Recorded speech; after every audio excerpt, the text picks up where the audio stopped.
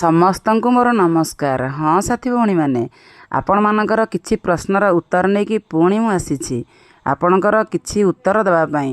ସାଥୀ ଭଉଣୀମାନେ, ଆପଣମାନେ କହୁଥିଲେ ନା ଅନେକ ଜାଗାରେ ଓଡ଼ିଶାର ବିଭିନ୍ନ ବ୍ଲକ ଓ ଜିଲ୍ଲାରେ ଆପଣମାନଙ୍କର ସେଇ ଏପ୍ରିଲ ମେ ଜୁନ ମାସ ଠାରୁ ଶାଗ ଛତୁଆ MSPY ଛତୁଆର ଯେଉଁ ଅଣ୍ଡା ପଇସା ଆଉ THR ପଇସା ତା ସାଙ୍ଗେ ରୋଷେଇ ପଇସା ମିଳିନାହିଁ। କାହିଁକି ଆପଣମାନଙ୍କର CDP ମାନେ ଆପଣମାନଙ୍କୁ ଦେଉନାହାନ୍ତି?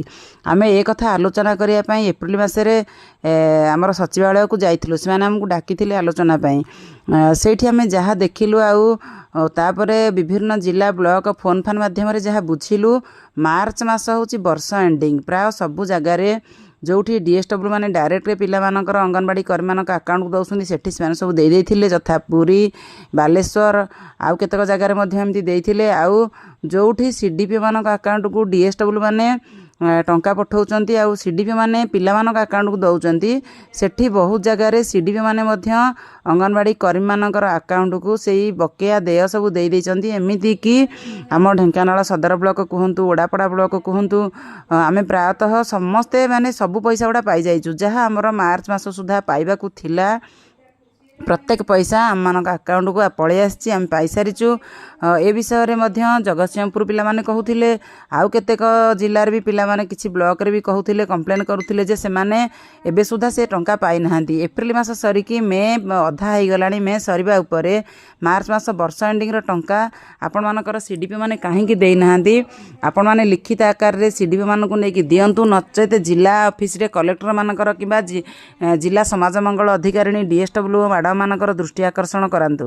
ଯେଉଁଠି DSW ମାନେ ଦେଉନାହାନ୍ତି ସେଠି ଜିଲ୍ଲାପାଳଙ୍କୁ ଜଣାନ୍ତୁ, ଯେଉଁଠି CDP ମାନେ ଦେଉନାହାନ୍ତି ସେଠି DSW ମ୍ୟାଡ଼ାମଙ୍କୁ ଜଣାନ୍ତୁ। ନାହିଁ ତ ସେମାନେ ପ୍ରାୟ ଜାଗାରେ ତ ନିଶ୍ଚିତ ଦେଇଥିବେ, ଆଉ ଯେଉଁଠି ଏମିତି କରିଛନ୍ତି ସେମାନେ କରିବା କଥା ନୁହେଁ।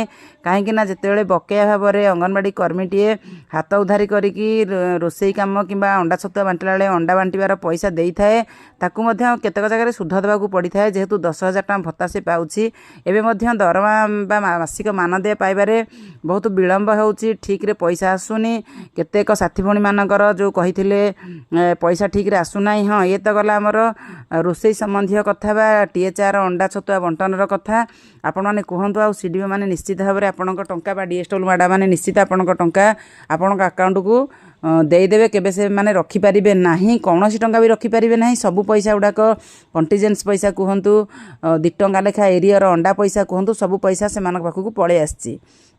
ଏଇଟା ଆପଣମାନଙ୍କ ଲେବୁଲରେ ଫାଇନାଲ୍ କରନ୍ତୁ। 1 2ରେ ଯେଉଁଠି ସାଥୀ ଭଉଣୀମାନେ କହୁଥିଲେ ଯେ ଆମର ସବୁ 23 ମସିହାରୁ ଆମକୁ ମମତା ପଇସା ମିଳିନାହିଁ, ସେ ବିଷୟରେ ଆମେ ବାରମ୍ବାର ଆଲୋଚନା କରିଛୁ, ପ୍ରତ୍ୟେକ ଥର ଦାବିପତ୍ରରେ ରଖିଥାଉ। କିନ୍ତୁ ଏଇଥର ଆଲୋଚନା ସମୟରେ ଆମର ମାନ୍ୟବର ମୁଖ୍ୟ ଶାସନ ସଚିବ ମହୋଦୟା ଏବଂ ଆଡ଼ିସନାଲ ସେକ୍ରେଟାରୀ ମହୋଦୟ କହିଥିଲେ ଯେ ସ୍ପେଶିଆଲ ଫାଇଲ୍ କରିକି ଆଣିକି ଦିଅନ୍ତୁ, ଆମେ ସେ ବିଷୟରେ ଆଲୋଚନା କରିବୁ। ତେଣୁ ଟ୍ରେନିଂ ଯାଇକି ଟିକେ ବ୍ୟସ୍ତତା ଭିତରେ ଆମେ ଯାଇପାରିନୁ। ୟା ଭିତରେ ଆମେ 23 ମସିହା ଠାରୁ ଆଜି ପର୍ଯ୍ୟନ୍ତ ମମତା ଇନିସିଏଟିଭ୍ ଯାହା ଅଙ୍ଗନବାଡ଼ି କର୍ମୀ ଆଉ ସହାୟିକାମାନଙ୍କୁ ଆଜି ପର୍ଯ୍ୟନ୍ତ ଆଦୌ ଦିଆଯାଉନାହିଁ। କିନ୍ତୁ ମମତା ଆପ୍ ମଧ୍ୟରେ ପ୍ରତ୍ୟେକ 2-3 ମାସରେ ଥରେ କାହା ଆକାଉଣ୍ଟକୁ କେତେ ଟଙ୍କା ଯିବ ସେଇଟା ଅନଲାଇନରେ ଦେଖେଇ ଦେଉଛି, କିନ୍ତୁ ଦରମା ବହିରେ ବା ଆକାଉଣ୍ଟ ବହିରେ ସେସବୁ ସେମାନେ ଡିପୋଜିଟ୍ କରୁନାହାନ୍ତି କିମ୍ବା ସଚିବାଳୟରୁ ଛାଡ଼ୁନାହାନ୍ତି। ଆମ ଡିପାର୍ଟମେଣ୍ଟ ମମତା ଡିପାର୍ଟମେଣ୍ଟରୁ ସେମାନେ ଛାଡ଼ୁନାହାନ୍ତି। ସେଥିପାଇଁ ଆମେ ସ୍ପେସିଆଲି ତା ପାଇଁ ଅଲଗା ଦାବିପତ୍ର ମଧ୍ୟରେ ନୁହେଁ, ସ୍ପେସିଆଲି ମମତା ପାଇଁ ଲେଖିକି ନେଇକି ସଚିବାଳୟରେ ଆମର ମାନ୍ୟବର କମିଶନର ମ୍ୟାଡ଼ାମଙ୍କ ପାଖରେ ଦେବା ପାଇଁ ଠିକ୍ କରିଛୁ। ୟା ଭିତରେ ବହୁତ ଶୀଘ୍ର ଆମେ ନେଇକି ତାକୁ ଦେବୁ, ଆଉ ତାର ସମାଧାନ ମଧ୍ୟ ହୋଇଯିବ। ଇଏ ଗଲା 2 ନମ୍ବର ପଏଣ୍ଟ। 3 ନମ୍ବର ପଏଣ୍ଟରେ ଆମର କଥା ହେଉଛି କ'ଣ ନା, ସାଥୀ ଭଉଣୀମାନେ ଯେଉଁଠି ଦରମା ପାଇନାହାନ୍ତି ବୋଲି କହୁଥିଲେ, ସେଇଟା ଆମେ ଯେତିକି ଦରମା ଯେତିକି ପିଲାଙ୍କର କରେଇଛୁ ବା ଆଲୋଚନା କରିଛୁ, ସେଥିରୁ ଆମେ ଯେତିକି ଜାଣିଛୁ, ଯାନ୍ତ୍ରିକ ତ୍ରୁଟି ପାଇଁ ଯେଉଁମାନଙ୍କର ଦରମା ବନ୍ଦ ରହୁଛି ସେଗୁଡ଼ାକ ସେମାନେ ସଚିବାଳୟରେ ଆରାମରେ କରିଦେଉଛନ୍ତି। କିନ୍ତୁ ଯେଉଁ ସାଥୀ ଭଉଣୀମାନଙ୍କର CDP ବା ସୁପରଭାଇଜର ମ୍ୟାଡ଼ାମ ମାନେ କିଛି ଲେଖିଦେଇକି ସେ ଦରମାକୁ ବନ୍ଦ କରିଛନ୍ତି, ସେଇଟା ସେମାନେ ଡାଇରେକ୍ଟ ସେକ୍ରେଟାରିଏଟ୍ ଭିତରୁ କରିପାରିବେ ନାହିଁ, ଆମ ଡିପାର୍ଟମେଣ୍ଟରୁ କରିପାରିବେ ନାହିଁ।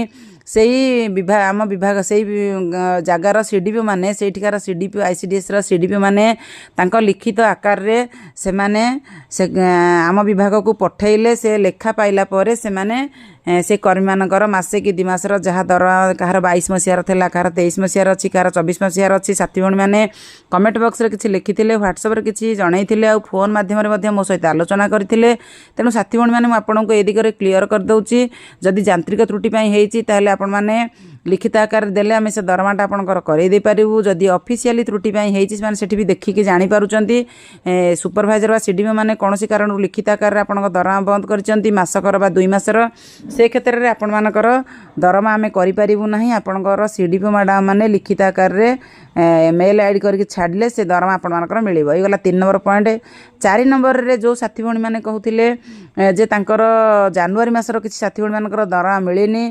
फेब्रुआरी मार्च मध्य साथी भाई मानकर किसी दरमा रही जाइए पाई नाहंती हाँ किसी साथी भाई मैंने मुझे बहुत साथी भाई शुणुली आमर जनवरी बंद थिला मिल नाला आमको तो मिल जाइए केतेक ब्लॉक रे मिलनी आपण मैंने जेहेतु यहाँ ऑफिशियली त्रुटि होता तेणु ये दरमा निश्चित आपण मैंने पाइबे आपण से सीडीपीओ द्वारा लिखित आकार रे आमर विभाग को दिंतु जदि 18 तारिख कि 20 तारिख भितर आपणकर से सीडीओ मानकर लेखा आम विभाग रे जाइकी सेक्रेटेरी पहुँची पार ताहले आपण मानकर से जनवरी मास कहतु फेब्रुआरी मास मार्च मास जहाँ दरमा बाकी अच्छी हो पार जदि 20 तारिख पर से देवे ताहले आपणकर दरमा हो पार ना समय तो अल्प दिन रहा आपण मैंने आज सीडीपीओ को लिखित आकार देकी मन पकई दिंतु एवं सीडीपीओ महोदय मैंने आपणकर से दरमा को तांको विभाग माध्यम रे से माने आपण मानकर केबे केबे बंद रही जनवरी कहार अच्छी कि फेब्रुआरी अच्छी कि मार्च अच्छी